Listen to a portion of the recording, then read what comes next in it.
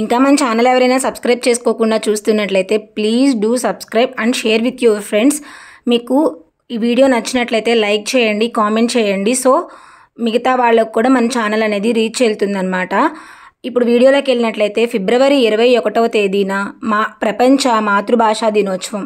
అదే మాతృభాషా దినోత్సవం అయితేనేమో ఆగస్టు 29న రెండు ఉన్నాయి, మాతృభాషా దినోత్సవము, క్రీడా దినోత్సవము. మాతృభాషా దినోత్సవం దేనికి సెలబ్రేట్ చేస్తారంటే గిడుగు రామ్మూర్తి గారి జన్మదినోత్సవం సందర్భంగా. అదే క్రీడా దినోత్సవం అయితేనేమో ధ్యాన్ చంద్ గారి జన్మదినోత్సవం సందర్భంగా క్రీడా దినోత్సవాన్ని జరుపుకుంటారు ఆగస్టు 29. ప్రపంచ మాతృభాషా దినోత్సవం ఫిబ్రవరి 21, ఆగస్టు 29 ఏమో మాతృభాషా దినోత్సవం. ఆగస్టు 29న రెండు ఉన్నాయి, మాతృభాషా దినోత్సవం మరియు క్రీడా దినోత్సవం. తర్వాత ఫిబ్రవరి 28న జాతీయ సైన్స్ దినోత్సవం. అది ఎవరి జన్మదినం సందర్భంగా జరుపుకుంటారు అంటే సివి రామన్ గారి జన్మదినం సందర్భంగా జరుపుకుంటారు. సివి రామన్ గారి జన్మదినోత్సవం సందర్భంగా జాతీయ సైన్స్ దినోత్సవాన్ని ఫిబ్రవరి 28న జరుపుకుంటారు. జనవరి 15 జాతీయ సైనిక దినోత్సవం.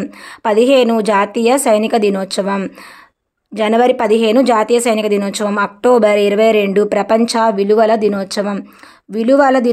ప్రపంచ విలువల దినోత్సవం ఎప్పుడు అంటే అక్టోబర్ 22న ప్రపంచ విలువల దినోత్సవం. ఏప్రిల్ 15 సమతా దినోత్సవం. ఏప్రిల్ 15 ఏంటి? సమతా దినోత్సవం. అదే ఏప్రిల్ 18 వారసత్వ దినోత్సవం. సమతా అంటేనేమో 5. ఏప్రిల్ 18 ఏప్రిల్ నెలలోనే 5వ తారీఖు సమతా దినోత్సవం, 18వ తారీఖు వారసత్వ దినోత్సవం. ఏప్రిల్ 18 వారసత్వం. 18 ఏళ్ళు నిండిన తర్వాత మేజర్స్ అవుతారు కదా, అప్పుడు వారసత్వం మనకి వర్తిస్తుంది కాబట్టి ఏప్రిల్ 18 వారసత్వ దినోత్సవం అని గుర్తుపెట్టుకోండి. ఏప్రిల్ 5 సమతా దినోత్సవం. 5 సంవత్సరాల సమతాకి 18 ఏళ్ళు వచ్చినాక వారసత్వం వచ్చింది అని చెప్పి గుర్తుంచుకోండి. తర్వాత డిసెంబర్ 23 జాతీయ రైతుల దినోత్సవం.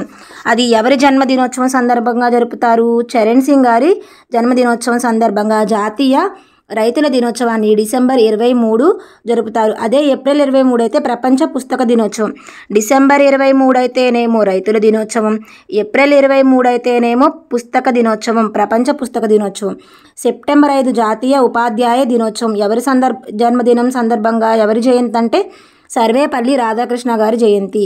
తర్వాత మార్చి 27 ప్రపంచ రంగస్థల దినోత్సవం. జనవరి 2 ప్రపంచ స్ఫూర్తి దినోత్సవం. మనకు 1వ తారీఖు న్యూ ఇయర్ రెవల్యూషన్స్ అని పెట్టుకుంటూ ఉంటాం కదా, దానికోసం మనకి స్ఫూర్తి కావాలి కాబట్టి 2వ తారీఖు నుండి స్ఫూర్తి పొందుతాం. జనవరి 2న మనం స్ఫూర్తి తీసుకుంటాం. ఎందుకు? స్ఫూర్తి పొందడానికి మనకి జనవరి 1న మనం రెవల్యూషన్స్ తీసుకుంటాం కదా, అవి త్రూ అవుట్ ఇయర్ పాటించడం కోసం మనకి స్ఫూర్తి అవసరం అన్నమాట. అది జనవరి 2. తర్వాత జూన్ 5 పర్యావరణ దినోత్సవం. జూన్ 21 ప్రపంచ మానవతా దినోత్సవం.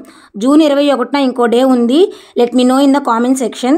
నెక్స్ట్ ఏప్రిల్ 29 ప్రపంచ నృత్య దినోత్సవం. ఏప్రిల్ 29. అదే కానీ ఆగస్టు 29 అయితే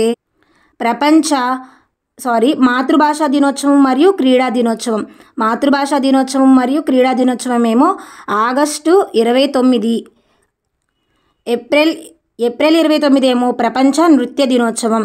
మే 1 కార్మికుల దినోత్సవం. ఇది అందరికీ తెలిసిందే ఈజీగా. అండ్ మే 14 వచ్చేటప్పటికి ప్రపంచ వలస దినోత్సవం. మే నెల ఫస్ట్ తారీఖు అనగానే ప్రతి ఒక్కరికి కార్మికుల దినోత్సవం గుర్తొస్తుంది. మే 14 వలస దినోత్సవం. 14 మంది కార్మికులు వలస వెళ్ళారు మే నెలలో. 14 మంది కార్మికులు అనగానే మనకి మే 1 గుర్తొస్తుంది. 14 మంది కార్మికులు అంటే 14 మే నెలలో వలస వెళ్ళారు. 14వ తారీఖు మే నెల ప్రపంచ వలస దినోత్సవం. తర్వాత ఏప్రిల్ 16 ఆంధ్ర నాటక దినోత్సవం. ఏప్రిల్ 16 అనేదేమో ఆంధ్ర నాటక దినోత్సవం. రంగస్థలం అయితే ప్రపంచ రంగస్థల దినోత్సవం ఏమో మార్చి 27. ఆంధ్ర నాటక రంగ దినోత్సవం వచ్చేటప్పటికేమో ఏప్రిల్ 16. అది దేనికి గుర్తుగా చేస్తారంటే కందుకూరి వీరేశలింగం గారి జన్మదినం సందర్భంగా చేస్తారు. ఏప్రిల్ 30 బాల కార్మికుల దినోత్సవం ఏమో మే 1.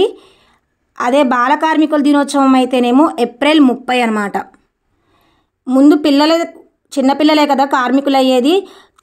బాల కార్మికులే తర్వాత పెద్ద వయసులో కూడా కార్మికులు అవుతారు కాబట్టి ఏప్రిల్ 30 ఏమో బాల కార్మికులు, మే 1 ఇది ఎలాగో అందరికీ గుర్తుంటుంది.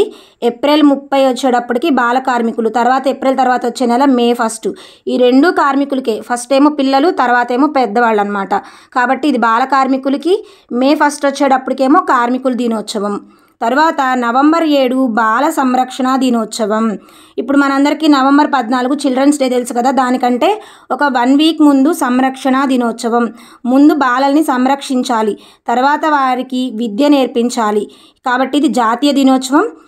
నవంబర్ 11 ఏమో జాతీయ విద్యా దినోత్సవం.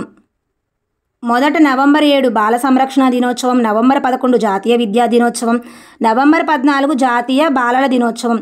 సంరక్షించాలి, విద్య అందించాలి, అప్పుడు పిల్లలు హ్యాపీగా ఉంటారు కాబట్టి బాలల దినోత్సవం చేస్తున్నాం జవహర్లాల్ నెహ్రూ గారి జయంతి సందర్భంగా.